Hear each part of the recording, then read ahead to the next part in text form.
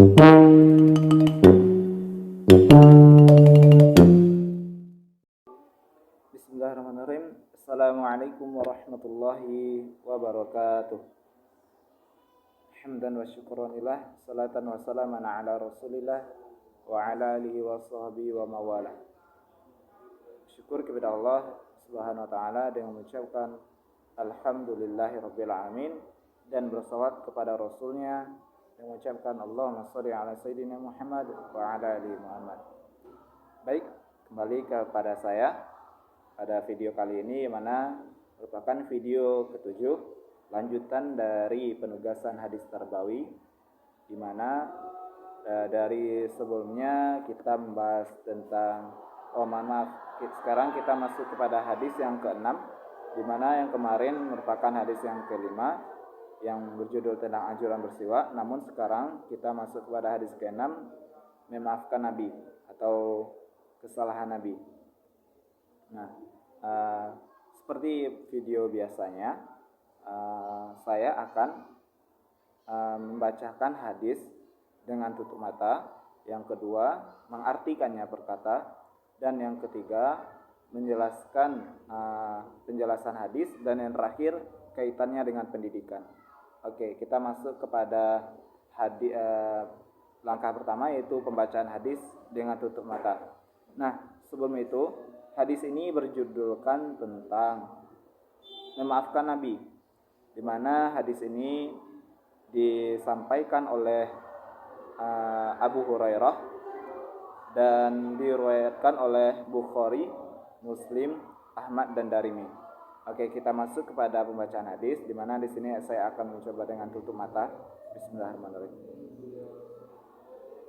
Hadits Abi Hurairah radhiyallahu anhu qala qala Rasulullah sallallahu alaihi wasallam, Allahumma innama ana basyarun fa ayyuma rajulin minal muslimin sababtuhu aw la'antuhu aw jalattuhu faj'alha lahu zakatan wa rahmah.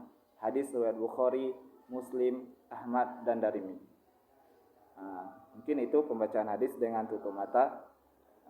Kita masuk kepada yang kedua. Sebelumnya mohon maaf jika suaranya kurang jelas karena di sini agak sedikit bising. Nah, penjelasan arti hadis berkata, di mana hadits Abi Hurairah, hadis yang disampaikan oleh Abu Hurairah radhiyallahu anhu, semoga Allah meridhoinya. Qala, berkata, qala Rasulullah sallallahu alaihi wasallam, bersabda Rasulullah sallallahu alaihi wasallam, Allahumma innama, ya Allah, hanya saja, innama, hanya saja. Artinya dari innama ini bisa dikatakan saya hanya, gitu. Bahwasanya saya hanyalah seseorang, ana, aku. Allahumma innama ana, ya Allah, sesungguhnya atau bahwasanya aku basyarun fa ayyuma. Basyar ya artinya manusia biasa. Di sini arti dari Allahumma innama ana basyar ini, Rasulullah sendiri berkata bahwasanya dia hanyalah manusia biasa, dan dilanjutkan dengan fa ayyuma rajulim minal muslimin. Fa ayyuma yang artinya maka siapa saja, rajulin laki-laki, mina dari, minal muslimin dari orang-orang muslimin. Sababtuhu yang artinya aku hina dia, au la'antuhu aku laknat dia, au jalattuhu atau aku pukul dia. Faj'alhu yang artinya maka jadikanlah kesalahanku, kata Rasulullah, lahu untuknya, zakata sebagai zakat, wa rahmat dan sebagai rahmat. Di sini Rasulullah sendiri berkata bahwasanya dia hanyalah manusia biasa, maka siapa saja yang dia dari orang-orang muslim dia hina, al sababtuhu dia laknat, au la'antu dan dia pukul atau au jalatu, maka jadikanlah kesalahannya dia itu sebagai zakat dan rahmat bagi orang yang dia hina, dia pukul atau dia laknat. Nah, mungkin itu dari arti perkata dari hadis yang ke-6. Kita masuk kepada yang ketiga, yang dimana penjelasan hadis secara singkat akan saya coba jelaskan. Dimana hadis ini seperti yang sudah saya katakan, kita masuk kepada hadis yang ke-6 tentang memaafkan Nabi. Hadis ini menjelaskan tentang kesederhanaan Rasulullah dan kasih sayangnya, di mana di sini Rasulullah mengakui dengan sepenuhnya bahwasanya dia adalah manusia biasa. Tentunya maksud manusia biasa di sini lebih bermaksud untuk hal-hal kemanusiaan secara umum. Sebab sebutan Rasul manusia biasa sering disalahartikan oleh sebagian orang. Ketika disuruh mengikuti Nabi atau patuh kepada Nabi, kemudian dia berkata, Nabi itu kan manusia biasa, sama dengan kita.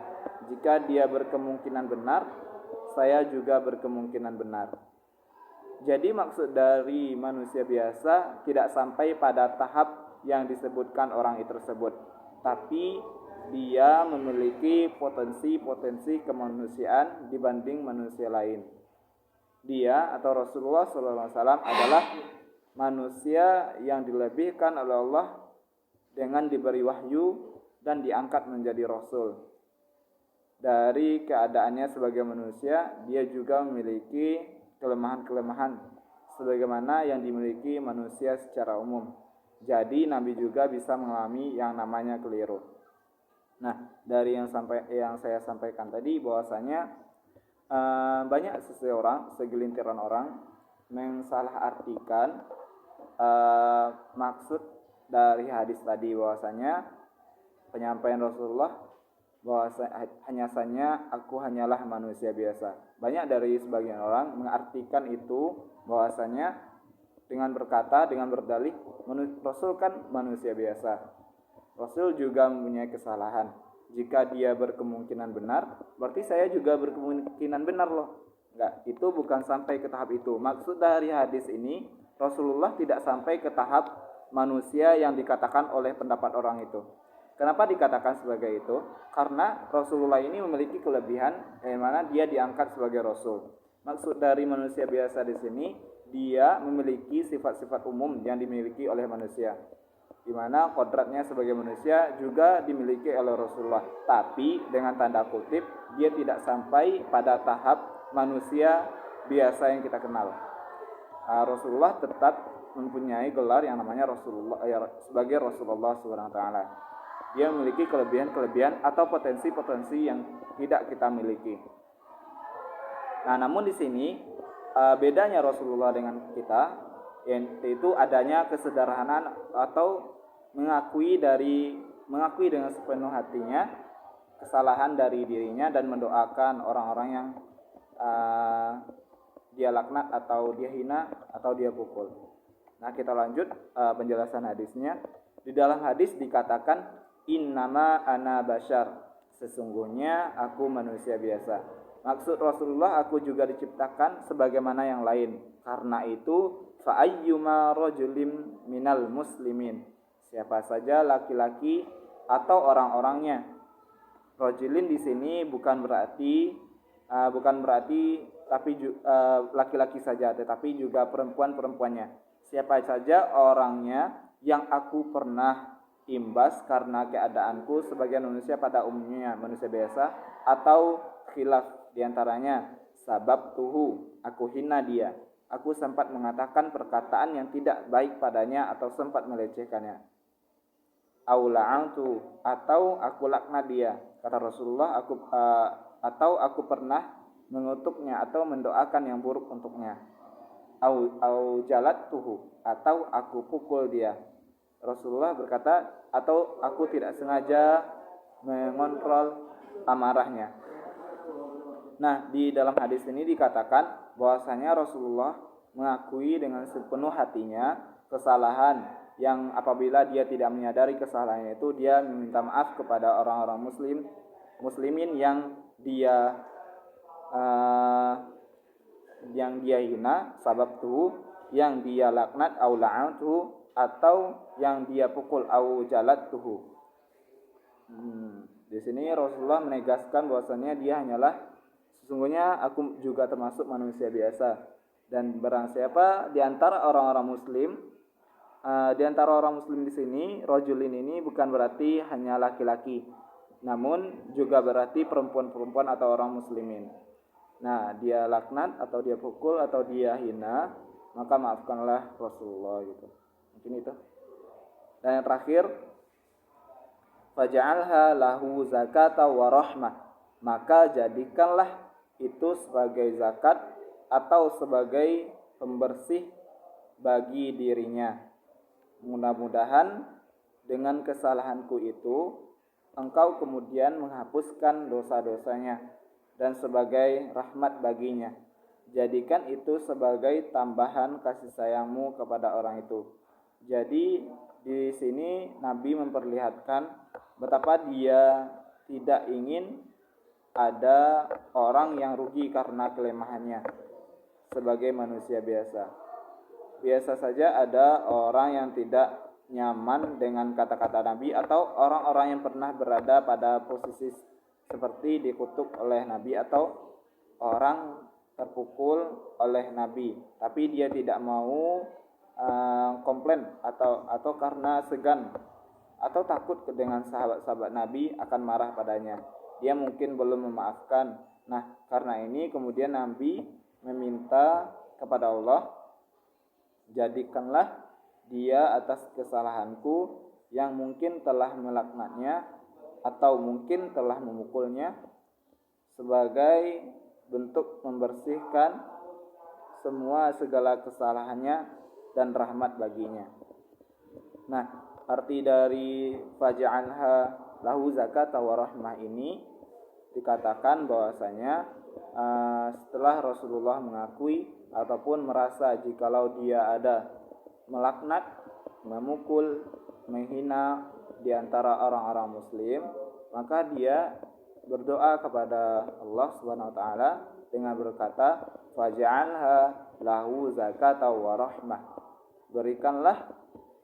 Jadikanlah dia atas kesalahanku yang mungkin telah melaknatnya itu, atau yang telah dia hina atau telah Rasulullah pukul, jadikanlah itu sebagai bentuk pembersihan dosa ataupun rahmat bagi orang yang aku laknat, hina atau pukul. Nah, kenapa dikatakan seperti ini? Di dalam hadis ini dijelaskan bahwasanya ada sebagian orang itu ketika dia merasa tersindir ataupun mendapati Rasulullah berkata buruk kepadanya, ataupun mendapati Rasulullah itu dia dilaknat oleh Rasulullah, ataupun mendapati dia itu dihina Rasulullah, tapi dia segan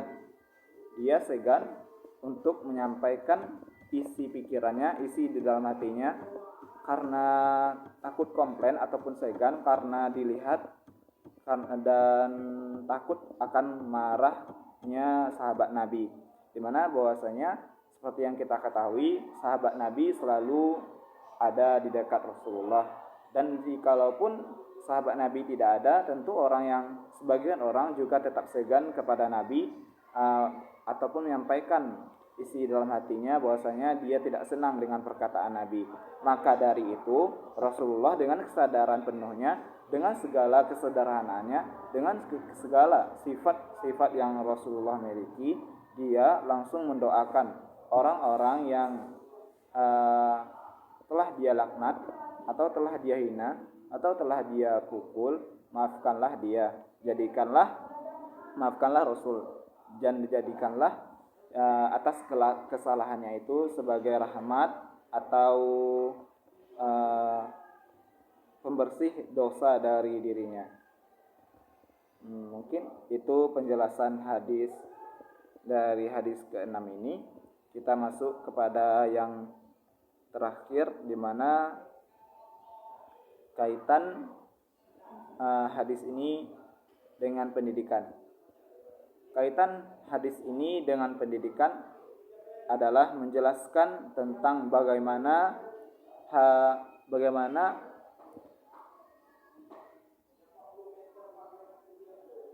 seorang guru yang baik diantaranya keridhaan, kasihan. Oke, kaitan hadis ini dengan pendidikan, yang pertama itu setidaknya ada 3 poin. Yang pertama, seorang guru tidak boleh menganggap dirinya sebagai yang paling benar. Guru itu harus merendah juga. Seorang guru harus mengakui dirinya sebagai manusia biasa. Nah, seringkali kita ketemui bahwasanya guru itu ketika menyampaikan suatu mata pelajaran, menyampaikan suatu materi, merasa bahwa dirinya itu selalu benar, sehingganya pendapat murid ataupun siswa yang diajarnya itu salah semua. Ini perlu kita benarkan, perlu kita arahkan bahwasanya melalui hadis ini sudah dicontohkan oleh Rasulullah, sebagaimana sedangkan Rasulullah saja yang telah mendapatkan gelar Rasulullah masih ada rasa introspeksi diri, ataupun bisa kita kenal dengan adanya kesalahan, yang pasti dia memiliki kesalahan dan dia mengakui kesalahan itu sendiri. Nah, bagaimana dengan kita yang hanya memiliki gelar SPD ataupun seorang guru, tenaga pendidik yang hanya di dalam lingkup kelas, dan kita sendiri merasa sombong dan merasa benar dengan segala pendapat kita. Nah, itu yang perlu kita contoh dari Rasulullah ataupun kaitan hadis ini dengan pendidikan, jadi mana seseorang guru tidak boleh menganggap dirinya selalu benar. Guru juga boleh merendahkan dirinya, merendah di hadapan muridnya dengan tanda kutip, itu dengan konsep ilmu pengetahuan. Barangkali banyak murid kita yang lebih paham daripada kita, terlebih lagi kalau kita baru belajar menjadi seorang guru. Nah, cara Rasulullah ini patut kita contoh sebagai kita yakninya sebagai calon guru. Yang kedua, seorang guru harus berani mengakui kesalahannya dan menanggung resiko dari pengakuannya itu sendiri. Jika dia ada salah, dia minta maaf. Nah, diikuti dengan yang kedua. Yang pertama tadi, seorang guru itu tidak boleh menganggap dirinya selalu benar. Diikuti dengan yang kedua, seorang guru harus berani mengakui kesalahannya. Ketika seorang guru sudah menganggap dirinya tidak selalu benar, maka diikuti dengan perkataan maaf. Misalkannya nih, kita seorang guru melakukan kesalahan di dalam kelas, adanya materi yang tidak kita ketahui, maka lantunkanlah kata minta maaf. Jangan sampai berat, kita sebagai guru itu kata maaf itu berat di mulut kita. Sebagaimana Rasulullah saja ada minta maaf dan malahan mendoakan orang yang sekiranya dia laknat ataupun dia zolimi. Nah, itu juga yang dapat kita contoh dari seorang guru atau sebagai tenaga pendidik.